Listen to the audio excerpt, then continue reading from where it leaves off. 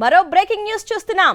Deputy CM Pawan Kalyan నియోజకవర్గంలో స్వాతంత్ర దినోత్సవం రోజు గుట్టుగా మద్యం అమ్మకాలు కొనసాగుతున్నాయి. స్వాతంత్ర దినోత్సవం సందర్భంగా మద్యం షాపులు మూసేయాలి, కానీ పిఠాపురంలో మాత్రం గుట్టుగా మద్యం అమ్ముతున్నారు. ఉప్పాడ సెంటర్తో పాటుగా పలు మద్యం దుకాణాల సమీపంలో 2-వీలర్ వాహనాల్లో మద్యం బాటిళ్లు పెట్టి విక్రయాలు కొనసాగిస్తున్నారు.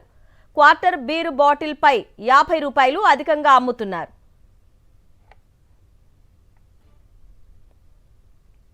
దీనిపై అప్డేట్స్ మా ప్రతినిధి రాజుని అడిగి తెలుసుకుందాం.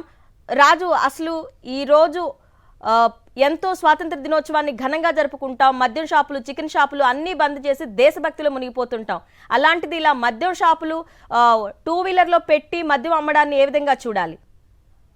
ఖచ్చితంగా అరుణ, ఏదైతే మన స్వతంత్ర దినోత్సవ వేడుకలు రాష్ట్ర వ్యాప్తంగా కాదు దేశవ్యాప్తంగా కూడా ఘనంగా జరుగుతున్నాయి. ఈ నేపథ్యంలోనే మద్యం విక్రయాలతో పాటుగా మాంస విక్రయాలను కూడా పూర్తిగా నిషేధించడం జరిగింది ఈవేళ.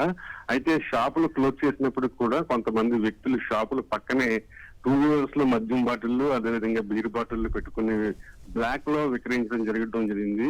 ప్రధానంగా పిఠాపురం నియోజకవర్గంలోని ఉప్పాడ సెంటర్ తో పాటుగా పలు చోట్ల ఈ మద్యం షాపుల వద్దే మద్యం విక్రయాలు గుట్టుగా జరిగాయని చెప్పుకోవచ్చు.